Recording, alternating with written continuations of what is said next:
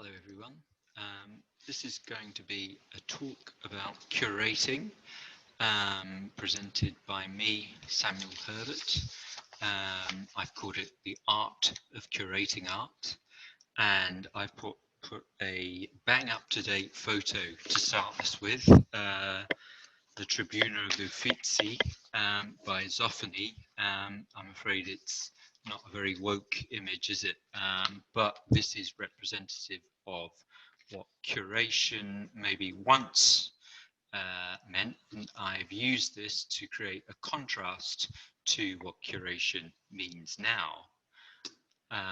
And this is probably the contrast actually between these two, between Zoffany's Tribuna and Hans Ulrich Obrist, who is the current curator of the Serpentine Galleries.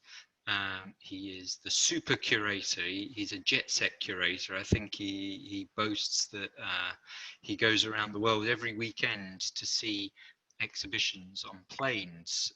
That's the sort of life he leads. He probably doesn't lead it at the moment, but with COVID restrictions, but I'm sure as soon as we can start again, he will. So it's a rather old photo of him as well. So what is a curator? Let's go through it. Traditionally, they are a keeper of a collection. So that's the people that you saw in the previous slide. That's probably a lot closer to the idea of a curator in that mold. They organise exhibitions. This is more what a contemporary curator would do. They are somebody who will organise an exhibition. They work with artists, which seems quite obvious when you think that exhibitions usually include artists. They are responsible for installing the work, so they make decisions about how the work is hung, the height of the work, the colour of the walls, how things are organised within the space and how an audience will move through that. Not only that, they have to take responsible for risk assessments and health and safety as well, taking advice on those issues. They are also responsible for the interpretation of art. And in case you were wondering, its root is in the Latin word cura, meaning to take care. So a curator deals with a lot of things. I'm going to break that down and talk about how curators deal with that in various institutional guises before moving on to the type of curation that maybe you as artists will be more familiar with, or you will engage with more frequently within your career as students and hopefully in your career as practicing artists. So to begin with, what has happened to the role of curator? Well, it has evolved massively over the last 30 years, and the cultural sector has expanded in that time, and there's many more roles for professional curators than ever before. The job title curator, outside of places like the Tate or the National Gallery, didn't really exist, whereas now curators are absolutely everywhere. That even local museums will have a curator of their collection. There are also many postgraduate courses to study and train to become curators. With your fine art degree, when you get them, you could also consider that and follow that path if it's something that is of interest to you. Professional curators may work with small galleries, private collections, freelance museums, public galleries, or public collections. However, anyone can curate an exhibition, and most artists will curate a show at some point in their careers. So that returns to the distinction I mentioned there, that there are curators as a career, and there's curating as something that you do off your own bat to get your work seen. So I think that the latter definition is probably one that will apply to you. So within a commercial gallery, this type of curatorial practice occurs in private commercial spaces. Their job is to promote their represented artists, to promote the gallery and its exhibition program, to establish an identity for the gallery, to sell work, and to work with artists and clients. So the photo there is Jay Jopling, who is the founder and director of White Cube, probably the biggest British contemporary art gallery. White Cube have a team of junior curators, and they work with any collector who is interested in buying the work. Jay Jopling probably doesn't have a great deal to do with the day-to-day selling of work. That is farmed off to the younger curators, who are usually people from curating courses like the ones that I spoke about. So it's a very specific way in. There it is an overlap. It is a starting point. Some of the people who work as curators in a junior capacity with a commercial gallery, they will move into museums. They may move on to managing private collections, but they are very important when it comes to working with a commercial gallery, not least because they are trying to sell the work. So it's very important that they can interpret what these things are and show the value of that to a collector base, so that they can get their artists into good collections. So that's a commercial gallery. Institutional curators, that would be working with a collection or a museum. This is probably the closest to the original concept of the curator. They work with a collection of a given museum or institution to pursue the goals of the said institution. These can include installing exhibitions. So by that, I don't mean they walk around with a hammer and spirit level. I mean that they coordinate the installation. They make decisions about where things are going to be.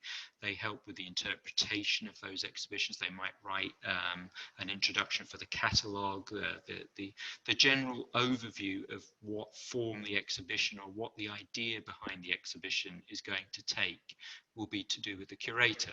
Take, for example, the Warhol exhibition that's on. That's a specific look at an element of Andy Warhol. That was all decided by a curator. What else will they do? They will also be responsible for purchasing new works for the collection. So the Tate buys a lot of works every year, so their collection's always growing. Widening participation. So that means that they are trying to engage the community, that maybe people who don't normally go to museums or look at art, it's finding ways of putting on exhibitions or interpreting exhibitions that will allow people to come in and engage with them in a meaningful way. So they don't see culture as something that happens in an ivory tower, partly because as a public museum, it's funded by taxpayers' money. So there has to be an element of inclusivity there. It's also about fulfilling the values of the institution. If you look on most museums, websites or institutions, you can find something akin to a mission statement that explains what their values are, that what informs them. The Tate stands for a set of values. And actually this photo maybe explains it, because I know it's slightly out of date now. Some of them are no longer in post, but these are the directors of Tate Britain, Tate Modern, Tate St Ives, Tate Liverpool, and the overall Tate. 3 of them are female. It's traditionally a male-dominated profession, but the Tate have made a decision that they want a balance between male and female curators. And not only that, when Nicholas Sirota, who was the director of the whole Tate, decided to retire, Maria Bulshaw was elected in his place. So the whole of the Tate is run by a woman. So again, there's an element of their values there. One could talk about that they may have got the gender balance right, but what about other areas of inclusivity, that areas of race and background? That may be something that is a discussion, but you can be sure that that is a discussion that is going on in the Tate, because that is the values of the institution. Now, there are criticisms of curators, particularly the type of institutional curators, these people that I've just spoken about. It is not something that is just meekly accepted, and this is a letter from the Times art critic Valdemar Januszek. I'll read it out. The real problem with the art world is not the money men scavenging in its wake. They've always been there, but the pirates who've taken over the ship. I am thinking, of course, of that awful art world species, the curator. When I started writing about art, there were no curators. Now they are everywhere. They go to the same biennales, speak the same meaningless art language, and control the art world from within by privileging their creativity ahead of the artists. For 5,000 years, art survived perfectly well without curators. Now they are its gatekeepers. What we need is a revolution akin to the Impressionist revolution in the 19th century France, just as the Impressionists overthrew the salon and put artists back at the centre of the art world. So someone out there needs to overthrow the Tate Empire. Come on, Hackney, rise up. And that was written in September 2013, and well, 7 years later, almost to the day, and that Tate Empire is still standing proud. So you can read into that what you will. So let's move on to maybe a type of curation practice that Valdemar, being a critic in the same generation as the so-called YBAs, would probably be more amenable to, and that's the artist as curator. And that's much more likely the type of curation that you will be engaging. Well, I know it is exactly what you'll be engaging in your site reference module. All artists will use some form of curating, even when it's done subconsciously. So that could be just you thinking about how you hang things in your studio when you've got someone around to talk to it. That is curating. So you'll always be doing this at some point whenever you're trying to organize your work. So what reasons could there be for an artist to use curation? So it could be positioning work in a solo show. That's a very big one. Usually a solo show will be down to you. It often isn't the gallery who dictate it. The artist has creative control over where things go. It could be organising a group show or some form of promotional event for your work. Or it could be that it's an integral part of your practice, which is a bit different. That's actually where, rather than seeing yourself as a painter or a sculptor, you actually use curating as your art material, which does take a while to get your head around. The photo there is of the private view of the seminal frieze exhibition that was held in the Surrey Docks in London when it was just about to be redeveloped in 1988. It was curated by Damien Hirst. All of those people are still making work. They're all still famous. So it was a big moment. It's an exhibition I think not many people went to see at the time, but in the retelling of it, it seems like many more people went to see it, even though they probably weren't there. So you can read into that what you will as well. So let's go through some of these artists as curator elements. So curating a solo show. So this is obvious and you may not even notice it. A solo exhibition, that's your personal statement. So you should have creative control over that. The decisions that you're going to make there, it would be which works you're going to include, the overall theme or idea of the exhibition. That is usually completely down to you as the artist, not the gallery. The dialogue between the different works that you've produced and how to install and hang the work. An example I've got there is Phillida Barlow, who makes enormous installations, supervising the installation of her work at the Tate Britain. So there's a really extreme example of that, how she does that, because it takes an enormous team of quite sophisticated lifters and technicians to be able to install some of her work. It's very complex. Organising a group show. So that goes back to the YBAs and Frieze, very, very famous. Reasons to curate your own show? Well, these are taking the initiative. If you don't do it, you're never going to get your work seen. So why not do it yourself? A DIY exhibition, get your work out there. Show work you believe in. So it could be you and a group of artists that you just think this work needs to be seen by a bigger audience. It's not getting out there, it's not breaking through. So by putting on an exhibition, you take matters into your own hand and you show the work that you want to see. Increased visibility. That one is about trying to get people to come and see your work. It's the best way for an emerging artist to get a curator or a collector to see your work is to have an exhibition on, because they're very much more likely to come and see that than if you walk into, say, a gallery with a portfolio. They will, I mean, there's almost no galleries that will look at your portfolio if you do it that way. However, if you do go in and say there's a really interesting exhibition, you might find someone will come along to it. You might want to do it to learn new skills, logistics and organisation.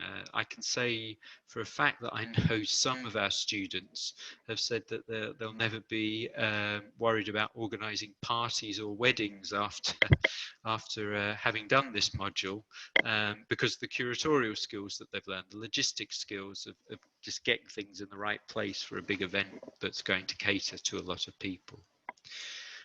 You might also want to explore your ideas through the curation of artwork. So it could be another way, if you have a sculptural practice or a painting practice, of taking some of the ideas that you think about in the studio and exploring what it's like to bounce them off some other people's work. The image there is one of the few images that is available of Frieze, the seminal YBA show. It's worth remembering that Damien Hirst was a second year at Goldsmiths when he curated this, so which is the same year as you. He did it at the end of his second year, so you've got 9 months to get ready for that one. The final one, and this is probably the one that will need a bit more explanation because it's slightly harder to get your head around, is curation as art practice itself. In this situation, the artist uses the act of curation to make art installations. This is very different to being a professional curator. The major difference is that the artists are creating a critical relationship to curating that's often called institutional critique. That's a term that's probably worth looking up if you're interested in finding out a bit more about it. For example, think about the contradictions of working in major museums, e.g. sponsors and collections. So institutional critique is that an artist who deals in institutional critique would be uncomfortable if, say, an unethical sponsor was sponsoring an exhibition. Most notably, the Tate had a sponsorship deal with BP recently that caused all sorts of problems, and they no longer sponsor them now because of that. The image I have here is of Marc Brtars, who was a Belgian artist. He is one of the first people associated with institutional critique, so he's probably the best person to start talking about. So this is Marc Brtars. He is pretty much the first institutional critique artist. His most famous work, and you do see it, I think you see it in places like the Tate, but it emerges in all sorts of shows around the world because it's such an iconic, famous piece, is the Musée d'Art Moderne, Département des Aigles. Which is the Museum of Modern Art, Department of the Eagles. It was a collection of found eagles that Brtars was questioning the value systems and categorizations used in museums. So basically, any eagle he found, he collected it. He put it in a frame or stuck it in a vitrine. A vitrine is one of those sort of museum cabinets that you get. You could see that people are looking there. By virtue of being in this, they automatically took on a sense of authority. And Brtars is saying, well, is that authority earned? Do they deserve that authority? That just by putting anything in there, it automatically gains some form of gravitas. By questioning that, he's questioning an entire value system about curating. And in a funny way, it goes back to that first slide I showed of the Tribuna d'Uffizi. Who are the people that decide taste? Who are the people that decide what goes in the museum, who control it. And actually, in a way, it refers back to Valdemar Janacek's letter, doesn't it, that I showed a few slides earlier. So it's all about questioning. It's all about looking at what the value systems are. It's closely linked, in case you haven't noticed, to someone like Marcel Duchamp and conceptual art and the ready-made. Moving on, Fred Wilson, another very prominent example of institutional critique and working with museum collections. Fred Wilson's still alive, still making work. He's most famous for this work called Mining the Museum, which explored identity and institutional racism in museum collections. It was in 1992, so it's incredibly pertinent even now. It's 30 years later almost, but actually it still resonates even more with our time, I think, looking at it with, considering what's going on in the world and in the socio-political situation in Western society, it carries a great deal of weight, particularly when we think about what's happened in Bristol. He worked using the collection, the Maryland Historical Society collection, where he juxtaposed, sorry for the typo there, juxtaposed expensive ornaments with slave shackles and whips. So he was out to do exactly what we've seen in the news this summer, that he was trying to use a collection to show that this culture, this sense of beautifully made objects was built on incredibly unethical and dubious basis, even though within their own culture and time that may have been within the letter of the law legal. There's all kinds of ethical issues there that really aren't simple. I think that's the thing to remember about Fred Wilson, is that he's not saying this is simple. He's not saying that this is a straightforward issue. He's saying that there's nuance here. He's saying that this is difficult. And I think more than anything, he's talking about how these things are hidden away, that a lot of the things that he includes in his institutional critique installations are things that are hidden in museums now because they can't be shown, because they're so disagreeable, politically incorrect. And his idea is about fostering a dialogue. I don't think he really needs to say slavery was bad. I mean, it just so as obviously is, but he wants to create a dialogue between it and have us as viewers start questioning things rather than simply creating a feeling of guilt. So that's Fred Wilson. Another example is Marc Dion. Again, Marc Dion is another American artist. This is a famous work he did called Tate Thames Dig. He did it as a commission when Tate Modern was being built in Bankside. He and a team were collecting artifacts from the banks of the Thames outside Tate Britain, and the site of what became Tate Modern. The objects were meticulously categorized in archaeological tents on the lawns of Tate Modern. So it looked exactly like an archaeological dig, even though it was an art project. They were installed in a double-sided historical cabinet. The only categorizing was which bank of the Thames they were from. Viewers were open to make their own connections from the detritus. So that it really was junk that he was putting in there. It wasn't anything of any value. You can see in the image that it really was flotsam and jetsam. But it goes back to that issue in Brtars about categorizations and value judgments. The idea that the only distinction he was making was which bank of the Thames they'd come from, North Bank or South Bank.